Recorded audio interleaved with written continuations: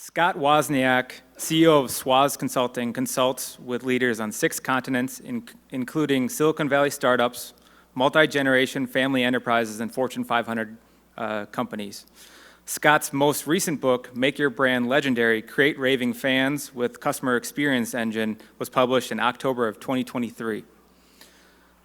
He learned how to build legendary brands with raving fans after more than 2 decades studying top organizations, including earning a master's degree in business with emphasis on organizational leadership and working inside many of the leading brands from software unicorns to Nucor Steel. Scott also spent 8 years as an employee at the Chick-fil-A headquarters, working directly with the founding family and executive team to design and lead company-wide upgrades. Please help me welcome Scott Wozniak. Yeah, I've had a wild ride working inside some of the great companies of our time. And I'm going to share you the lessons, the insights that we learned on how to build a legendary company. Not just we're fine, but companies that create raving fans. I got my start in a kind of wild way. I graduated high school with a good buddy of mine named Andrew Cathy. We played 3 sports together and rode around on dirt bikes. And when I left, I was like, hey, I'm going to go do this cool, fancy consulting stuff. Hey, good luck with your little family restaurant. You know, hope you guys make it. That little restaurant's called Chick-fil-A. I don't know if anybody's heard of these guys. Little Atlanta regional brand. Doing okay. So, I don't know, 16 years ago, they were like, wait a minute, why don't you come do some of that stuff for us? And this was my job. I had been traveling the world working with some of these great brands. And this leads directly to what I'm going to talk to you about. Here's my title. Ready?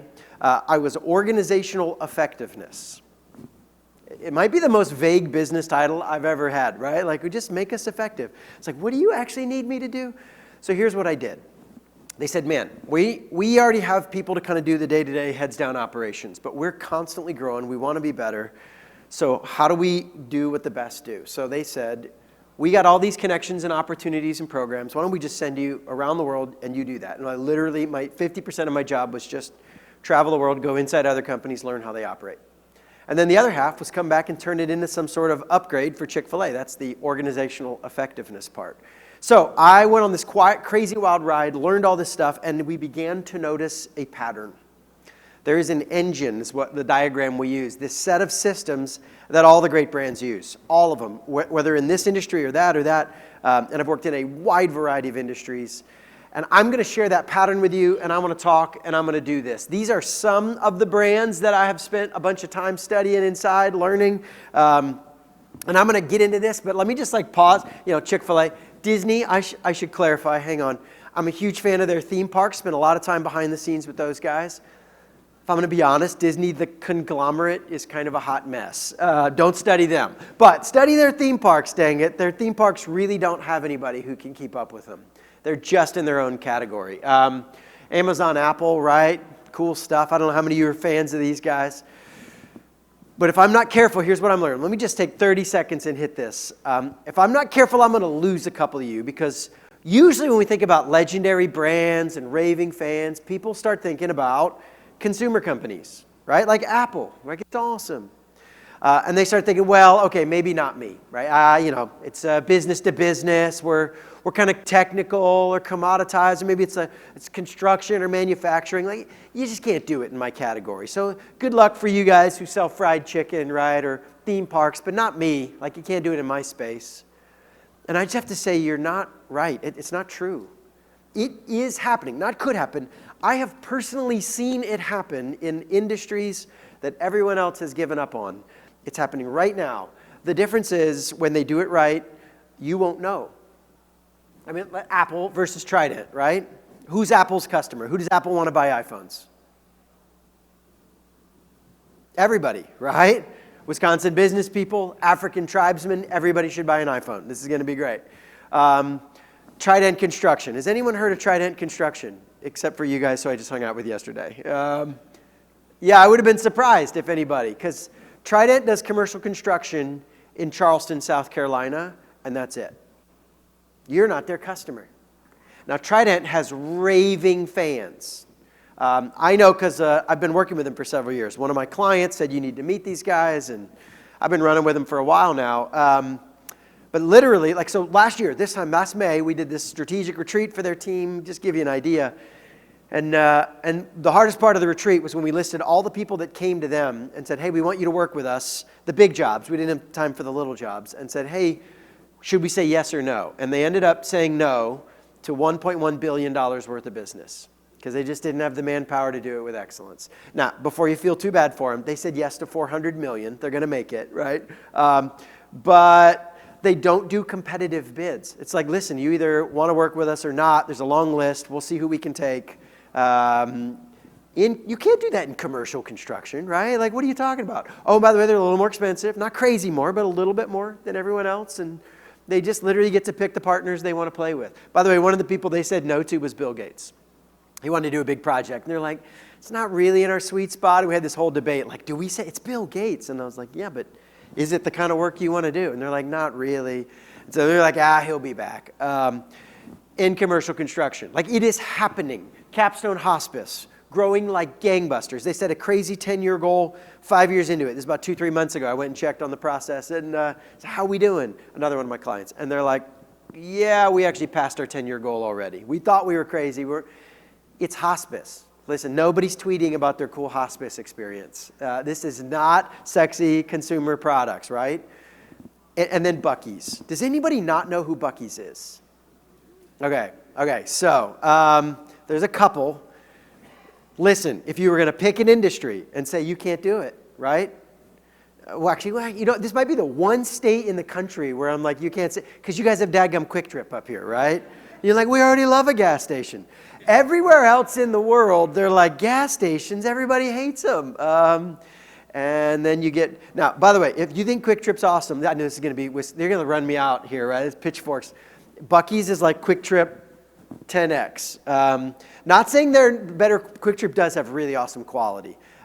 If you've not physically been to a Buc-ee's, I think there's one coming soon. Isn't there coming? Yeah. Like, seriously, this is going to sound dumb. Make a business trip to Buc-ee's and study their customer experience. I know. Like, what? A gas station. It's crazy. They have raving fans. People drive out of their way, do day trips just to hang out at Buc-ee's. It's banana. In fact, do we have any raving fans? I don't know if we have any. Okay, there's a couple. Like, you'll have to ask them why. They're not crazy, I promise. Well, actually, I don't know her. She might be crazy, but Buc-ee's is good enough that she might be justified. Okay, so, guys, if a hospice company can do this, if a construction company can do this, you can do this. This is not just for consumer brands, right?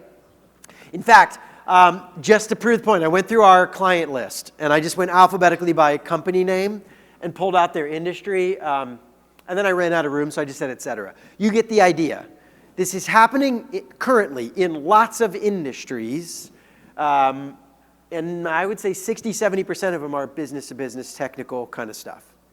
So yes, we work with Chick-fil-A and technology AI companies, but we also work with salt-of-the-earth stuff, and it makes a massive difference. All right, so enough hype. This is the engine. When you look at what great brands do, they all have this pattern. And I should have said this. I see a few people taking pictures. Take all the pictures you want, and if you like this deck, at the end I'm going to put up a QR code. You can put up your email, and I'll send you the whole thing, okay? So I'm going to have several lists and details, and don't worry about missing any of those. Again, take all the pictures you want, but if you want to wait to the end, you can do that too. So this is the pattern. All the great companies follow this pattern. However, you're going to need to translate this into your setting. These are actual client documents. The actual version that you might have might look a little different, right? There's Chick-fil-A's on the left. That's a home builder, big construction company in the middle. They're about $500 million in Texas. That's a bank. You got another bank. This is a Midwest-based bank, First Security. The way these guys measure is going to be very different, right? Chick-fil-A is going to get into the details. It's taste of food, speed of service, drive-through times. The bank, well, they do have drive-through times, but they're going to talk more about accuracy, security, loan ratios, right? Construction company is going to be safety, meeting model spec, right? The way you implement it is going to be different, that last 10%, but we all have the same pattern. So what I'm going to try to do is give you the idea give you some examples that go from a variety of industries to hit everybody in the room. And then you're going to have to do the work to take it that last 10% and translate it into your context. That's where the real gold is. So with that, let me dive into the engine and talk through each of the parts. So the first gear that makes this happen is actually not a gear. The first element is customer insight. Do you really know your customers? And you know what we find when we work with companies is most companies have customer data, not customer insight. We know facts about them. We know what they buy and when they buy. We know where they are, right? We might know some patterns like the seasonal variations or things like that, but we don't know why. Why'd they pick us versus our competitors? Which of our stuff did they like? Which don't they care about? What are their big goals and pains? What else is going on that it's a bigger picture we fit into versus just, hey, we know their buying behavior, right? Now, I'm going to illustrate this by playing a game with you. This is a guessing game. And so I'm thinking of a famous man. I guarantee you've all heard of this person. And I'm going to give you some facts about this famous figure, and we're going to see how many of you can guess this right. So just call out your guesses where you are. You get multiple guesses. So just kind of shout out. We'll have bonus points to whoever gets it first, and we'll see how many of you I can get to guess the same famous person. I'm not to put you guys on the spot, but I just spent the day yesterday with this company, and I know they know this, so you guys can't guess. Sorry. Awesome company if you guys don't know. Bayview Shade and Blind. Super cool local folks. Just hanging out with them. So everyone but you awesome people, you get to guess. Okay, so here we go. Famous person. I know you guys didn't come for the shout out, so sorry about that. All right, here we go. It is an English citizen. So think famous English people. Okay? Good guess, but no. Yep, keep shouting. He lives in a castle. So, dude's pretty nice house. 65 to 75. I think I heard a couple of guesses. He's got 2 famous grown children. Okay, so I'm pretty much hearing everybody say King Charles, right? Did you hear anybody get it right? Because I don't think anybody actually got it right. What? Ozzy Osbourne is who I'm thinking of. Sorry, you didn't get it right. That's okay, because they're pretty much the same guy, right? Like, they get mistaken for each other all the time. Heck no, man. These guys could not be more different and have the exact same stats. Like, listen, if all you looked at was their demographics, if they were your customer, you would think that Charles was the same as Ozzy. And if you wanted to make a raving fan out of these guys, boy, you should probably know the difference. Do you really know your customers, or do you just know their stats? Do you know the difference between your Charlies and your Ozzies? Now, this is not just a hype, funny game. This is my first practical recommendation. If you want to do customer insight, we'll do these company evaluations, come work with a client. That's what we're doing with them. Go through the whole process and say, how you doing? And when we evaluate customer insight, one of the key things we look for is, do you have customer profiles? Do you have a written description of kind of your ideal customer and what it might look like? And you might have 2 or 3 for each product line, and what they want might be very different. Let me give you a Chick-fil-A example, right? So I worked there for several years as an employee. Eventually, I wrote some books and had opportunity to speak, and felt like God was calling me to do some stuff on the side. And so long story short, I felt like I needed to go help these other companies. So I left Chick-fil-A, and the first client to sign me was Chick-fil-A. So I'm still working with them. We worked with them every year ever since. And so now they're still a great friend and client. Just I'm an outside consultant to them.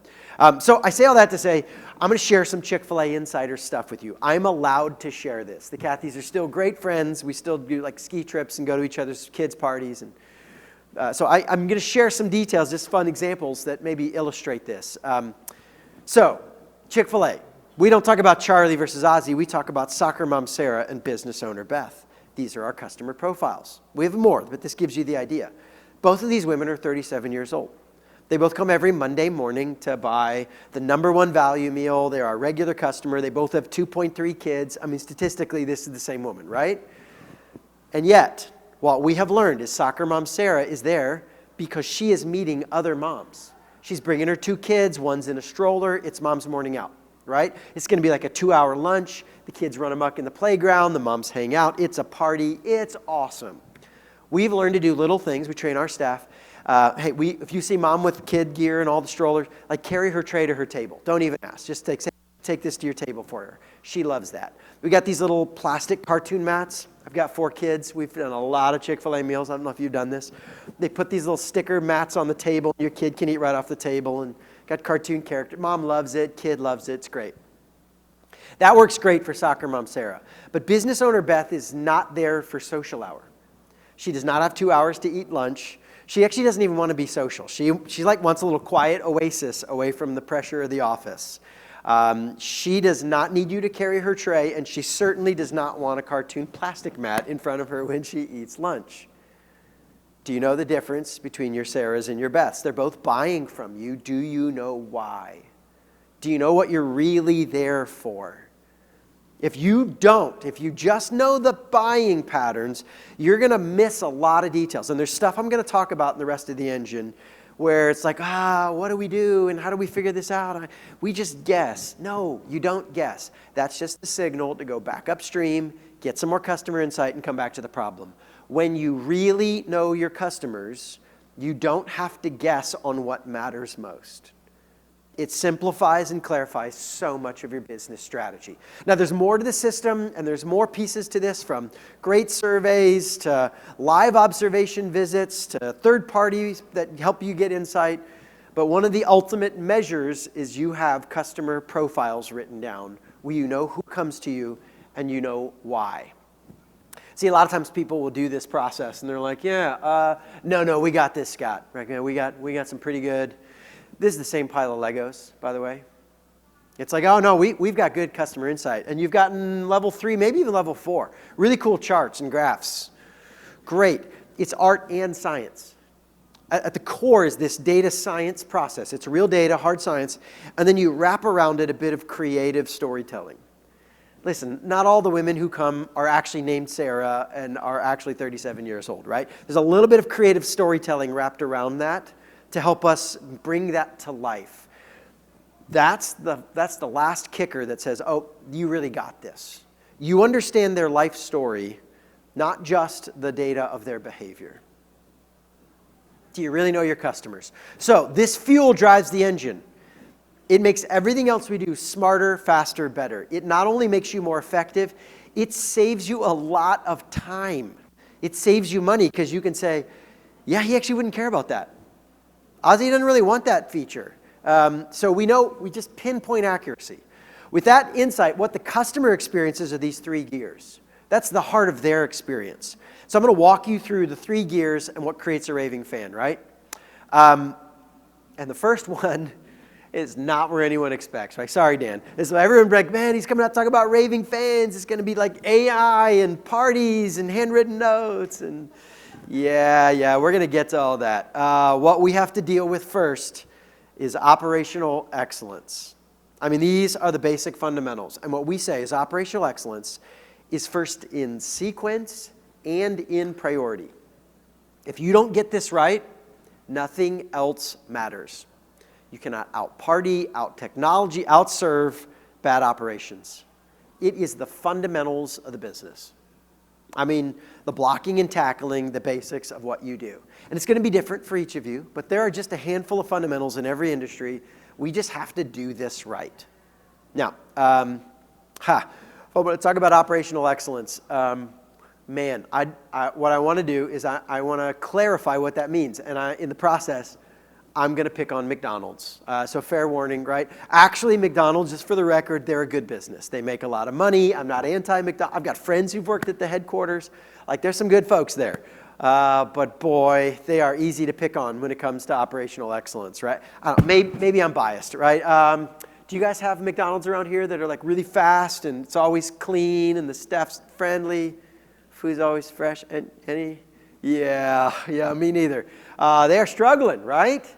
Now this is like, what do you mean? When we think about excellence, maybe it's just my bias. My bias is to think, man, how good could our stuff be when it's all right?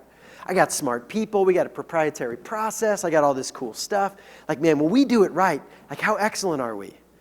That is not how your customers are thinking about this. See, the question they're asking is, can I trust you? can I trust you? And that is a different calculation than how good can you be when it all comes together. This is McDonald's problem. See, I'm picking on them, right? But let's be honest. They're not always bad. And some of my friends at the headquarters are like, come on, man.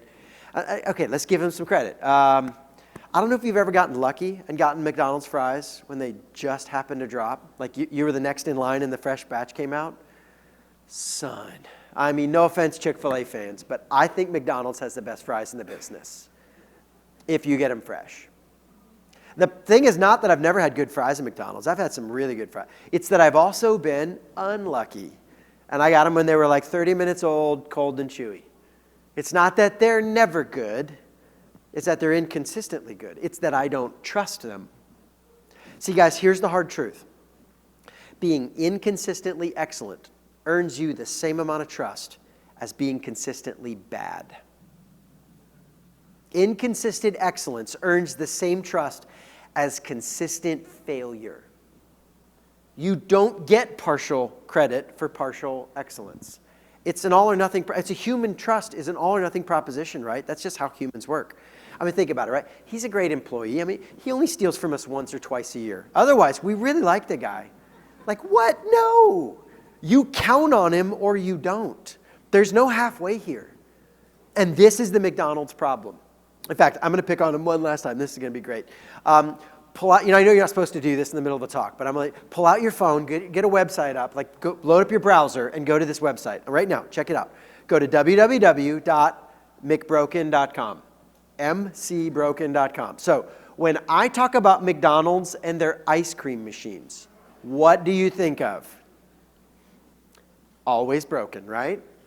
I mean, it's like famously bad, like how terrible. So what you're about to see, you guys seeing it? Is it pulling up? Isn't this crazy? This is a real-time map of the United States with all the broken ice cream machine locations. Yes, one of their McDonald's did not make this. They hate this. One of their customers pulled this thing out and was like, oh my gosh, check. McDonald's actually tried to take this thing down. Free speech and whatnot. They can't. It's crazy.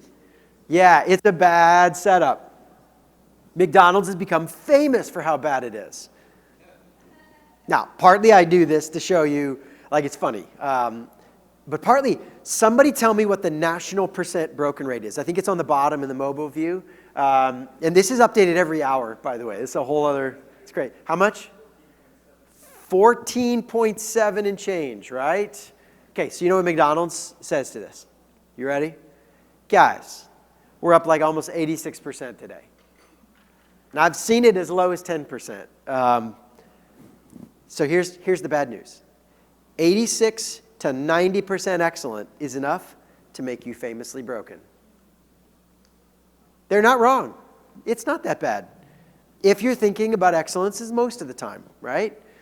But if you're thinking about trust, 86 to 90% consistent on the basics is enough to make you famously bad in your industry.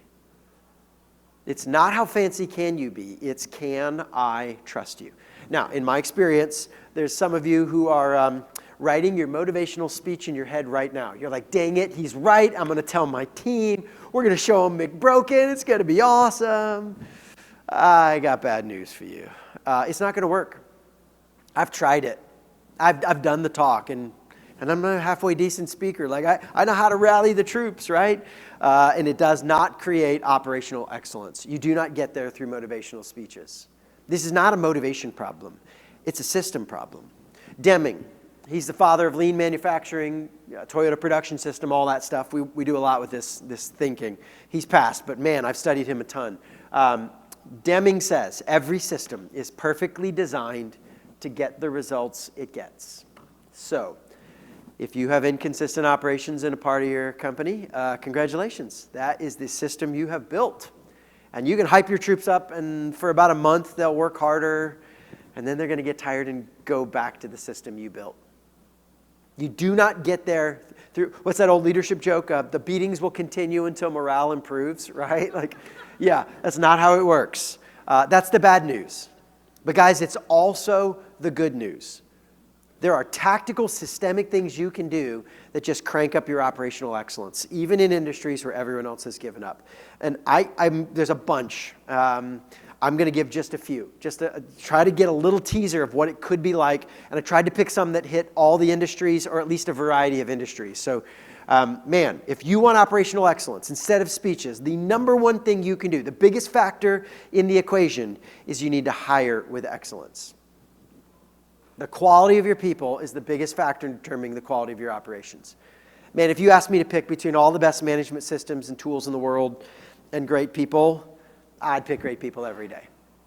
Of course, what I really want is both, right? But man, if you got great people, they will make up their own system. They'll figure it out. And if you don't, I don't know if you've had this experience. I am impressed with the diligence and creativity some people put into avoiding doing their job. Like, for the love, man. If you worked half this hard because it's not that hard. If they really don't want to be there, you cannot outmanage that. Put time and effort into your hiring process. And I'm just going to say it bluntly, the typical American hiring process is not good enough. At the end of last year, just 5 months ago, Gallup did another massive engagement survey. How engaged are American employees? Tens of thousands of people in the survey. And they found 34% of employees were actually engaged at their job. 1 out of 3 are actually giving it their best. Now, maybe your company is one, but they tend to find them in clusters. So it's not evenly distributed, but maybe you're one of the better ones. But let me just tell you, it's not working. Most of us are really struggling our way through this process, and we're crossing our fingers. And so put real effort into your hiring, more than other people. Next, create a scorecard. Man, humans love keeping score. It is deep and profound in our wiring. We love keeping score. And if you don't have a clear scorecard on operational excellence, then you are not tapping into one of the most powerful drivers of humanity. And I mean, okay, so let me tell you a story we did at Chick-fil-A. We actually were testing the value of scorekeeping and all this stuff, and so we wanted to run an experiment. So in the Atlanta area, one of my colleagues got together a group of the local employees at local restaurants and said, hey, it's a Sunday afternoon, stores are all closed. We're going to pick our best and brightest from around the area, and we're going to do a special opportunity for you guys. We're going to pay you to come bowl. We're going to meet you at a local bowling alley. It's going to be awesome. They're like, really? This is great. So they show up on Sunday afternoon. They all get in. We had the far lanes already set up for them. Like, hey, get your shoes. And we already know who's going. Dan's first, right? Scott's second. This is going to be great. So we go through this whole deal. And they get there. And we may also have taped paper over the screens. And then we got PVC pipe and a sheet and made a curtain in front of the pins so the ball would roll through, but they couldn't see how well they were bowling. And we're like, go bowl, you're first. So they're like, really? So they're bowling, I don't know, a little less than an hour into it, one brave soul comes up and he's like, yeah, so how long do we have to do this? And we're like, oh, you don't have to. It's all bonus, man. You want to go? He's like, yeah, I got some stuff I should probably do. I'm like, okay. And so he starts taking his shoes off, right? And other people are like, wait, we can go. Everyone's starting to unpack. We're like, oh, okay, well, thanks, everybody. We didn't even make it to an hour. So we go down the lane, pick up the sheet. We come back, pull. As soon as you pull the screen, the paper off the screen, what do you think everyone's doing? They're crowding around that screen, like, oh, man. Same brave guy's like, wait a minute, can I throw one more? And we're like, yeah, you want to go for it, buddy. So he tosses it, and then other people, and they're like, wait, can we keep bowling? Like, yeah. Stayed another 2 hours. Okay, so the moral of the story is that bowling really is manual labor. I mean, have you ever thought about this, right? You pick up a heavy object, you shove it down a chute, you repeatedly do it, and they put the pins back up every time. They're like, what am I doing here? No, the real moral of the story is this. You put a score on it, and it's a game, and they will pay you to play it. You take the score away, and you literally can't pay them to do it. Now, I'm not sure I'm going to get your employees to pay you to show up at your office. They're probably still going to want a wage. But this is a deep drive. And I find a lot of leaders who have some scores in the back of their head, and it's like my son plays basketball right now.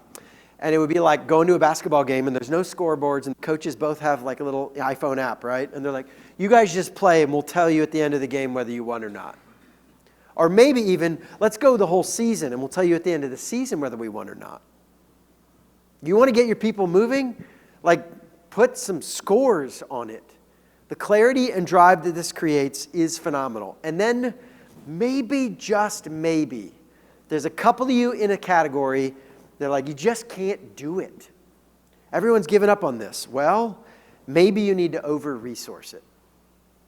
This is Buc-ee's and their bathrooms.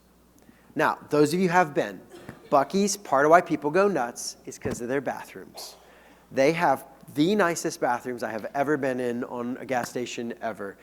And I've been to Quick Trip, and they're good. It's not that Quick Trip's bathrooms are bad. Buc-ee's bathrooms, I mean, the men's bathroom is about half the size of this room. They're massive. And they're like marble or faux marble and gleaming and literally perfect. I've never seen the slightest spot, mess, nothing. Like, it's like you walked into a luxury resort and it just got built every time, all the time. This is part of why people go nuts. And they're like, why would I stop anywhere else? So I like Quick Trip, but they're just not the sheer size of Buc-ee's, right? And you're like, how are you going to do this? And listen, outside of Quick Trip, gas station bathrooms suck, right? And we've had them for over 100 years, and everybody knows they stink. And you're like, what are you going to do? Like, how you see, the problem is, every 30 minutes, Jimmy from the register goes and checks the bathroom and does the whole setup, and then it's not that it's always bad, right? But, sometimes 2 or 3 times a day, 5 minutes after he's done, some idiot goes in there and makes a mess, and that mess sits there for 25 minutes until Jimmy does his next stop in. It's just bad enough that we don't trust him. So what are you going to do? Like, what are you going to do? Like, park Jimmy in the bathroom all day long? Yes. Guess what Buc-ee's has? All day, there's at least one, sometimes 2 or 3 bathroom attendants all day working the bathroom. Now, let's be clear. We're not that big of mess makers. We don't make messes all day long. There is a tremendous amount of inefficiency and waste in this position. Now, partly that works because of the size of the bathroom. I don't know if you could do that in a one-stall, like a one-toilet bathroom. Jimmy's just in the corner like, don't mind me, right? I'll be right here. Like, no. So some of that size, but some of that even then, like, okay, ladies, I don't know if you know this. There are rules in the men's bathroom. Like, men, nobody had to teach us this, but somehow we all know these rules, right? My wife says you guys chat it up and it's social hour in there, right? Like making friends and telling stories. Like, dude, heck no. We might be good buddies, but we cross that threshold. It's like, listen, eyes forward, soldier. You mind your own business. We can be friendly after we're done. There is no chit-chat. We literally do not make eye contact. Am I right, fellas? Like, this is not hangout hour. So maybe Jenny in the ladies' part of Buc-ee's is having a great time, socializing. Jimmy in the men's side, not only do we not make messes, he literally walks around talking to nobody, making no eye contact. This is a bad job for efficiency. But the fact that he guarantees there's no problems is why people stop at Buc-ee's and nowhere else outside of here. They over-resourced it because, don't do this. If you do this for every part of your business, you'll go out of business. But if you have customer insight that tells you this matters the most, in an industry where everyone else has given up on it, then maybe your investment in over-resourcing it means you stand out from the crowd. Not all of you should do this, but some of you, this could be the game changer that says, man, everyone else sucks, but those guys, they figured it out. See, this isn't hype. These are systems. And when you get this right, you build trust. It is the biggest gear in the engine because it's the most important and because it takes the most work. Dang it. It is. It's big. It's heavy. It's like the old days before an engine. The engine was a flywheel. This giant stone wheel that would turn. And it would take 20 minutes to get 1 revolution and 2 and 3. And eventually this stone wheel would start humming with all this momentum. And then you drop little gears that run off the momentum generated by the big stone wheel. That's operational excellence. And if you do that right, these next 2 gears are just little bitty gears. Little touches make a big difference. In fact, what we say is once or twice a year, do 1 or 2 things in each of these categories. That's it. You don't have to overcompensate. And I find companies with these massive service recovery teams and all this stuff trying to solve. What they're really trying to do is make up for bad operations. And it is exhausting. It does not have to be this way. It can be a small touch that has a big piece if they trust you. So the first piece here, the first little gear is personalized service. See, when it starts, we say, can I trust you? And if they can answer yes, man, I trust these guys. Man, they start liking you. And then if somebody likes you, they want you to like them back. See, the question they start asking is, do you care about me? Do you see me as a real person here? Do I matter? Or am I just another transaction? Listen, you can build a good business on just being operational excellent. But this is where you start creating the raving fans. You say, man, it's not just good business. I see you. It is personal. It is custom. It is proactive. It's right pinpointed to their stuff. And I'm going to illustrate this with a video. So back when I was on staff at Chick-fil-A, it's 13 years ago now, for this video, we made this video as a training video for our frontline staff. I'm sharing it because I think it gets the point across. And if you want, I'm going to tell you how to get a copy of this video at your end. We've released it, and I'll tell you what you can look up and go find your own version of this. But this 2-minute video illustrates this idea that on the other side of the transaction is a human being. Do you really see their story?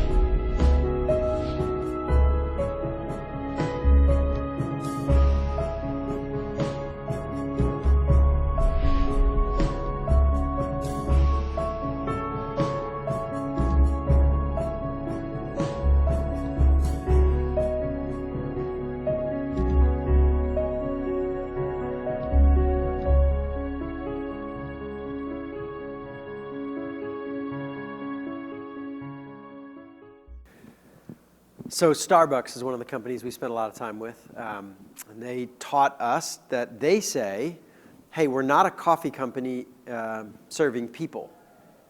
In a people company, we just serve coffee. Chick-fil-A, we made our own version. We said, hey, we're not in the chicken sandwich business serving people. We're in the people business. We just use chicken sandwiches to serve our people. And I think I could say the same thing about you. It's not really in the blinds and shades. It's not really in commercial banking. It's not really the electrical stuff. Those are just the tools you use to serve people. On the other end of the deal, there's a human. Whether it's B2B or B2C, we say it's all P2P. It's all person to person. Now, if you want that video, by the way, you can go to YouTube. We've released it on YouTube and just search Every Life Has a Story. If you need to throw Chick-fil-A in the search term as well, it'll pop up. And that video will pop up. plus like knockoffs and spoofs. I mean, welcome to YouTube. But you can see the original there. And some of you, my advice is you should make your own version of that. It's not that hard. Stage a job site, walk through, sample people, pop up, word bubbles and music, and make up some stories on kind of class. Who's your Charlie Ozzie? Take your customer profiles, put the stories up there. Have some fun with that, right? Those were our customer profiles. Those are the people that we think about when we serve every day, who's showing up, and we design experiences for them. So have some fun with it. It's not that expensive. I mean, this was a while back, so it was about $3,000, $4,000. So talk to the bankers. You have to adjust for inflation a little bit. So I'd say about $40,000, $50,000. Is that about right for the? Yeah, it's probably about $5,000 to pull one of those off. It's not that hard. And it gets a powerful message, right? This is one of the ways to just communicate that to your team. It's not just the thing, it's how the thing serves a human. So what else? Well, there's two basic levers you can pull. High touch and high tech. Now, high touch is going to get you into this category of all sorts of interest. Oh, yeah, okay, I was going to say, how much do I tell you? I'm running out of time. There's deep stuff in all of this, so I'm like, all right, how much did I plan for? I'll give you just a few examples for each, and we'll move on. Remember, once or twice a year, do one or two things. High touch is things like elevated language. Talk differently, use different words than everyone else. We spent a lot of time studying the great high-touch brands. Ritz-Carlton, Disney VIP tours, kind of all these high-end Michelin-starred restaurants. I know, it was a sacrifice. It was tough, but it paid off. Man, those were good days. In that process, one of the things we did is we just straight stole the best tips. So at Chick-fil-A, you've probably been there. If you say thank you, they don't say you're welcome. What do they say? You guys are trained well. My pleasure. That's right. We stole that from Ritz-Carlton. That's a Ritz classic. If any of you have been going to Ritz, like for decades, that's their specialty. They have all these little, so we're like, ooh, our founder, Truett, went. When I started, I worked directly with Truett. I was there for the transition to his son, Dan. And then when I left as a consultant, that's what they hired me to help out with, is transition to my buddy, Andrew.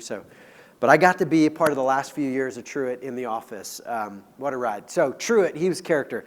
Truett was like, oh man, that's nice. And that's free. We're doing that, boys. Everybody say my pleasure. That's my Truett impersonation. So yeah, he loved it. He loved the deal, man. He was a Depression era guy. So he was super fun.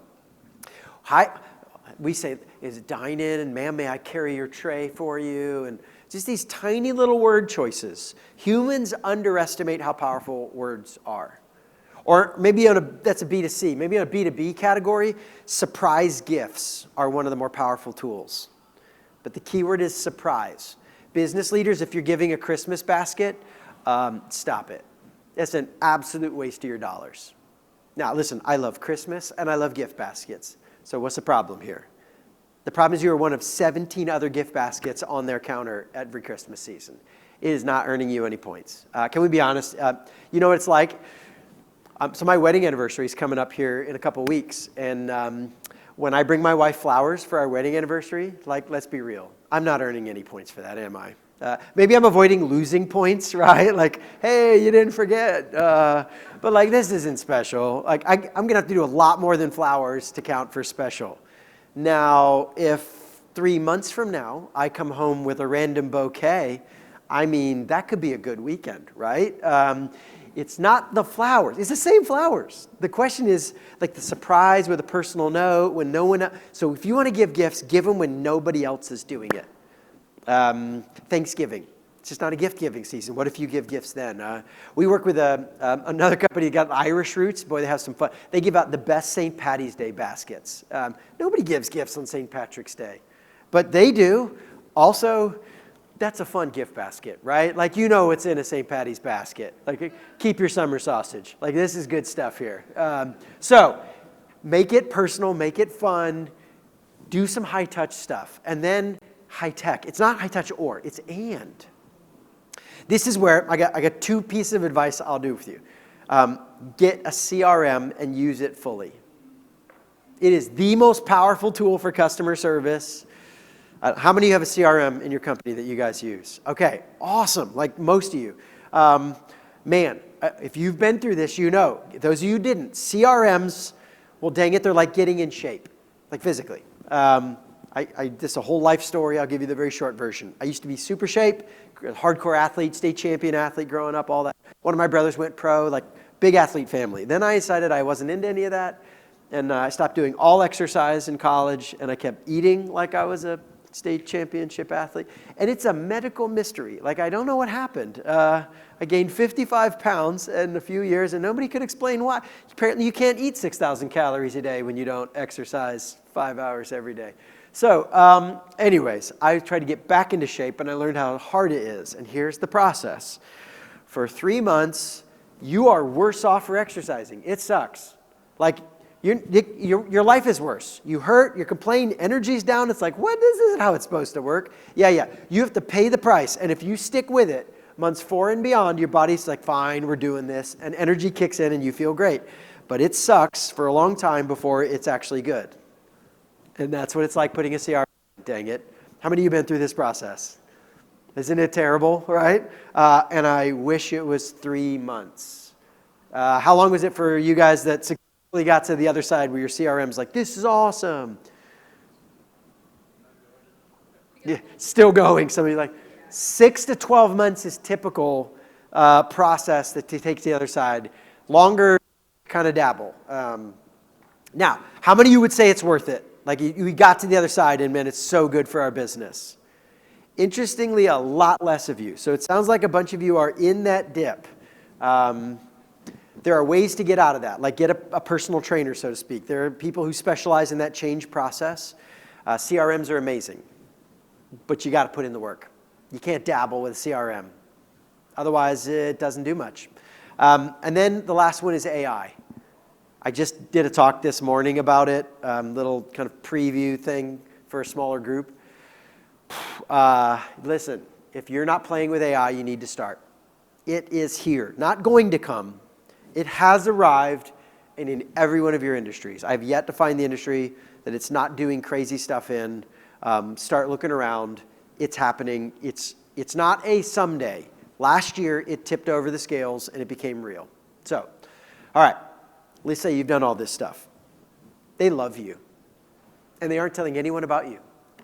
See, just because your customers love you doesn't mean they talk about you. There's a difference between a loving fan and a raving fan. You have to throw the last gear of the engine on to activate your fans and make them talk about you. And boy, this is the most valuable thing a raving fan does. Yes, they buy a lot from you, and yes, they come back, and they'll pay full price, and they're really great customers. But man, when your customers bring you customers who bring you customers, that's the secret sauce. Chick-fil-A. Last year was the 37th year in a row they had at least 15% growth. It was actually 17%, but at least 15 for 37. They're on track for year 38.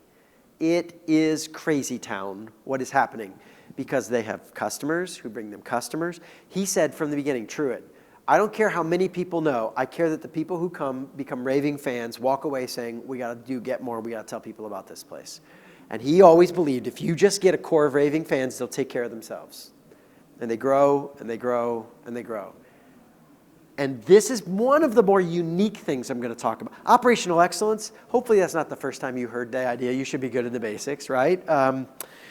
Man, this is the one because in the early days, now they're big. But back when I was getting started and all this growing up with them, and when I joined on staff, we couldn't compete with the big boys like McDonald's and Burger King and all those guys. That was too much money. The ad spend. McDonald's spends $1.5 billion a year on marketing and advertising in just the domestic U.S. That's not McDonald's global. That's a whole other beast. Just U.S. McDonald's, over $1.5 billion spent on advertising. Now they get 2 to 3% growth a year. That's a good business in a $23, $24 billion company. That's their size, right? Now, Chick-fil-A, 15, 16, 17, 18% sometimes. Does anyone have a guess how many millions a year they spend on their advertising marketing plays? So they're on track to be $24 billion in sales this year, by the way. This could be the year, maybe next year, that Chick-fil-A passes McDonald's. Just domestic, not global. They're still bigger than us global, but domestic. They spend $50 million, less than 3% of the McDonald's spend. How? Because instead of trying to go toe-to-toe on the expensive ad airwaves. You should do advertising. I am pro-advertising. It's very good for awareness. But then once you get awareness, then you got to move on. Like what else? You can't buy Raving fans with ads. McDonald's is trying it. It's not working. We all know about them. It's good. It's great advertising. They've got good stuff. What Chick-fil-A is doing instead is trying to create memorable moments. Because here's what we learned. If you want someone to talk about you, people don't tell facts. They don't tell stories. They don't tell facts. They don't tell feelings. They do tell stories. So you create a story-worthy moment. So let me tell you how to do it and give you examples. But first, let me tell you the biggest mistake we see. When companies try to get this going and they try to get a lot of attention and create these story buzz and get people to talk about them, the mistake we make is we make ourselves the hero of the story. And it's really logical, right? If I want you to talk about me, then I should probably make a story about how awesome I am. And then you'll be like, check it out. Let me use a metaphor to explain how this should work. It should be like Star Wars. See, I keep wanting to be Luke Skywalker, right? I want to be the hero, to save the day. I'm the Jedi. It's going to be awesome. And I do this story, and I show them all my Jedi skills, and it doesn't work. I mean, they might even believe you're a Jedi, but they don't want to tell your story. They want to tell their story. So what you need to do is create a story where your customer feels like the hero. The point of the story is to celebrate your customer, not you. But you got to be in the story, or how are you going to get business value out of this deal? So we do play a character. It's just not Luke. We play the role of Yoda. We're the wise mentor.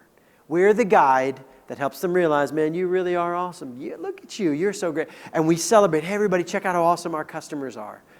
And we're just glad that we can be, hey, we're Yoda, right? We're here just to help make these people realize their dreams and help them be awesome. That story goes viral every single time. They love that story.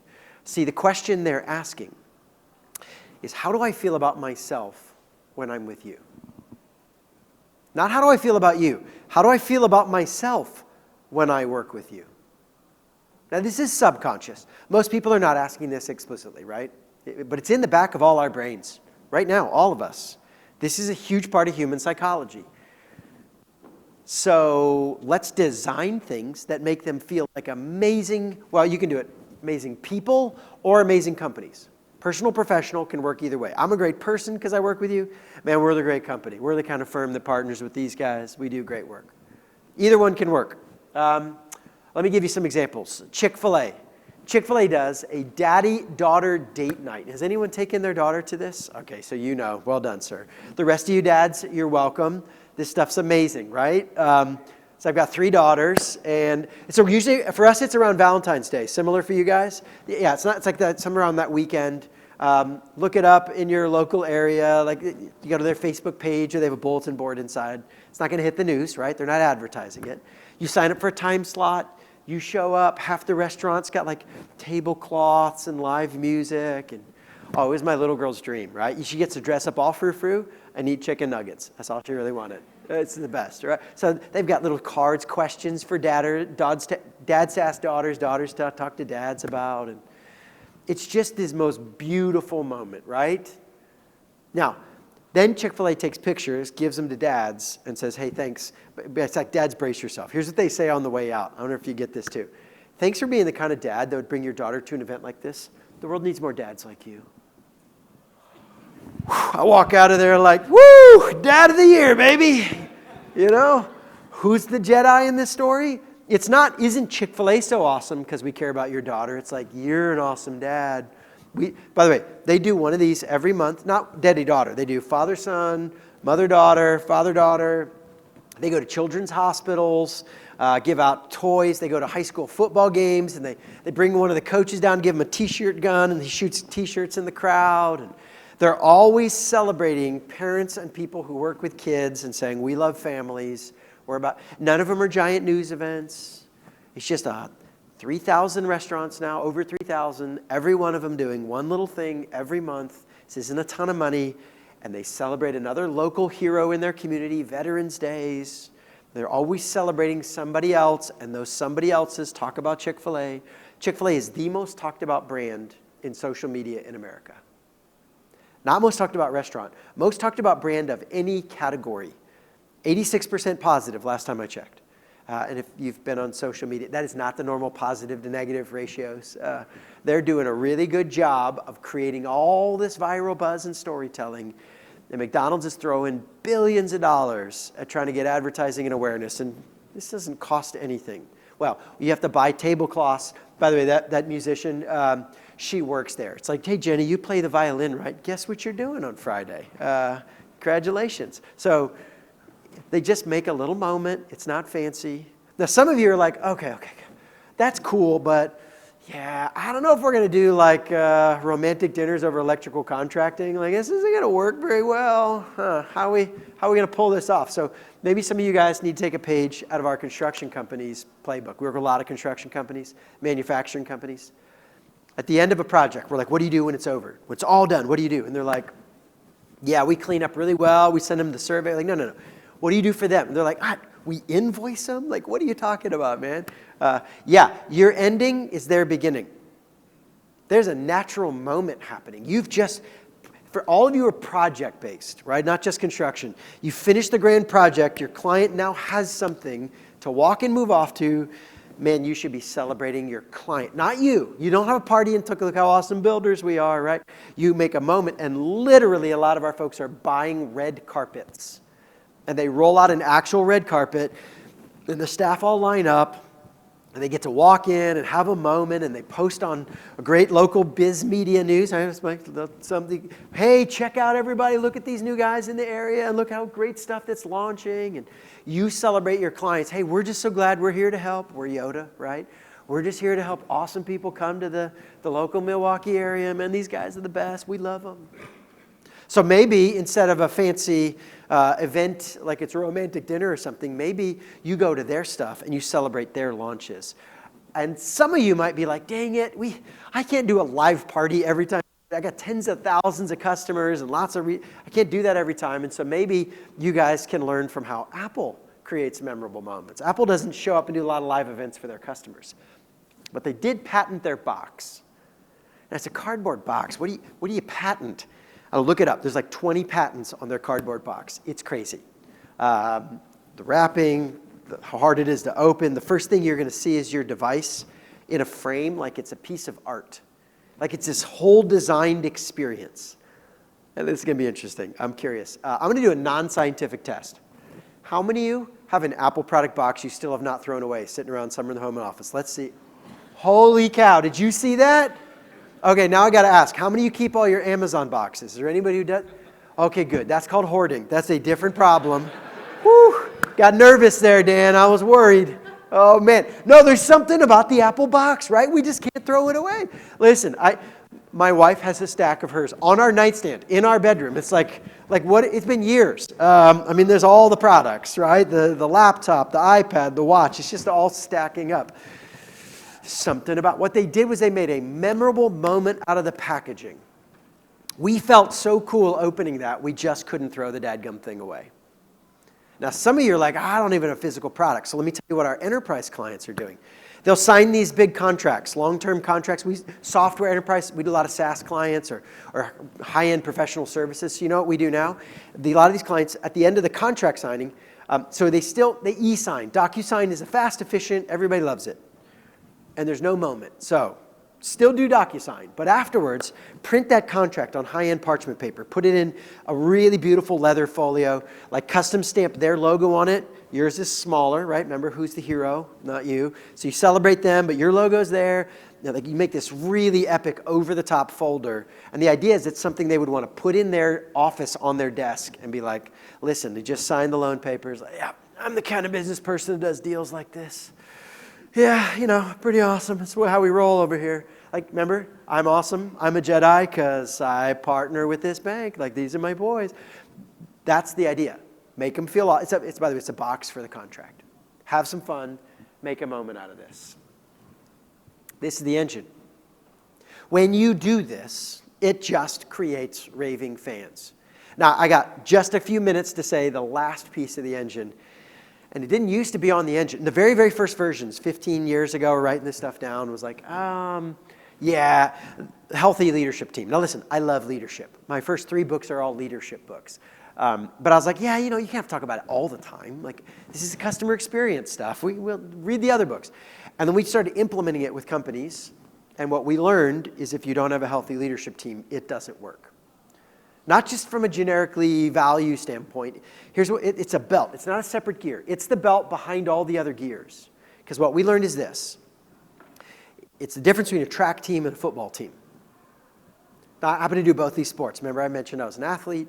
In fact, that's me in the middle running track. No, it's not. That's Usain Bolt. I've never been that fast. But I don't have any pictures from my track days, and I don't even remember how good our track team was. Like, legitimately, cannot tell you if we were even a winning team, how well we did. Like, I ran it for 7 years. You'd think I'd remember. And you might be thinking, this guy's not competitive. Yeah, I'm competitive. I might be a little too competitive. I drive. So like, what's the deal? Because when it comes to football, which I also played, I can tell you. I can tell you season by season, game by game. This is where we were state champions. It was stinking awesome. So my high school quarterback was a guy named Danny Cannell, who some of you might recognize. He played as quarterback for the Giants, then the Falcons. He's now an ESPN commentator. Yeah, Danny's my high school buddy. He's a little older than me, and so we rode his coattails. And the reason I know we rode his coattails in the state championship is then he graduated, and that was a really rough season, the one where Danny was gone. Like, whew, my last season at that school.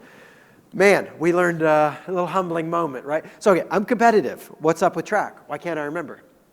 Does anyone run track? Did anyone do track and field growing up? Okay. So do you guys remember how we calculated which school wins track? Each individual race earns points, and we add up all the points. Here's the deal. I like track. But in track, you don't go to the region, district, and state meets as a team. You go as individuals. So the truth is, I want you to win. I hope you do. But I don't really need you to win in order for me to win. Not on a track team. And listen, I did actually make it to state. I was a hurdler. I did not win state, but I could get there. I was not fast enough to win on the flat, so I learned all the technique to get there, and then I would get to the state championship where all the other hurdlers also had good technique, and they would smoke me. But dang it, I remember a little competitive. So listen, I cannot recall who went there with me. I know vaguely some people went and didn't. I wasn't always alone, but man, in football, and this is the problem. The reason I set this up is because if you run a track team, half the engine gets implemented. Yeah, the other guys, yeah, you're on your own. This won't work. This doesn't happen unless all the gears come together and stack. You just heard this. None of these are crazy complicated or out of your range. You can do this, but they have to be combined to create raving fans. If you yank one gear out of the engine, it doesn't work. Every one of them is necessary to create the output you want. So the entire leadership team has to buy the entire engine, and then you win. You got to bring your whole team along, because if you tell 2 stories with your customer experience, it feels like this over here and that over there, your customers will believe neither story. You get none of the benefit. The whole team, it's like football. You win or lose together. There's no offense you won, defense you lost, right? We either go to the next playoffs or not as a team. So yes, very different positions, but is this a shared win, or is it like, hey, good luck with your deal, I hit my numbers? Great people doesn't have to be a great team. All right, if you want this deck, this is the QR code. Pop open the deck, and you put your email in, and we will send you the whole deck, this whole thing for free, and you'll get all the details you need and all that. You'll notice there's some other boxes. If you're interested in how we can help your company, we do things like a company evaluation and assessment where we'll get to know you and tell, hey, great here, missing an element here. Here's 3 recommendations on how to fix that and help you build your own plan. We might even help you build it. Sometimes people say, hey, don't just tell us what to do, help us actually put it in place. And we just launched a brand new online program like 2 weeks ago. If you're interested in learning more, it's all the high-end stuff we do in person, but turned into kind of self-guided. We just want to figure it out ourselves, and we put all those materials. So all that stuff, we can send you information. But guys, honestly, if you just want the deck, there's really no pressure. Just hit send me the deck, and we'll send you the deck and do the whole thing. Let me leave you with one last challenge, and then I'm out. Listen, there's a lot of reasons to build this kind of engine and create raving fans. You'll make a lot of money. You'll build kind of a reputation, a legacy as being one of the greats. You'll really kind of be able to live on the edge and define your category, and everyone will tell stories about you. But let me tell you my most favorite reason of all is because not only is this a great way to make money, this is also a great way to make the world a better place. So I happen to be a Christian, and I'm trying to, for years I thought, okay, I'll work over here, and I'll do ministry over here, and we'll figure this out. And eventually what we began to realize is this is maybe my greatest way to make a positive impact in the world. I mean, think about this. We're going to show up in a way that, with excellence, that they can trust. We're going to provide something of value, they can count on it. We're going to make them feel cared for and seen as a person. Like, man, somebody gets you. And once or twice a year, we're going to celebrate them and say, you're doing something right. You actually are loved and valued. You should be celebrated every night. Am I doing that because I want to make a lot of money off them, or am I doing that because I want to make their life better? Yes. When you build this engine, you don't have to pick between purpose and profit. You don't have to pick between making a lot of money and making meaning and a legacy. You literally get to do good in the world in a way that builds a great company. So my challenge for you is this. Don't just do a job and make money. Build a customer experience engine. Yes, you'll make a ton of money, and you'll build the kind of life and legacy that you will be deeply satisfied and proud that you did. Don't settle for satisfied customers. Create raving fans and change the world in the process. Thanks.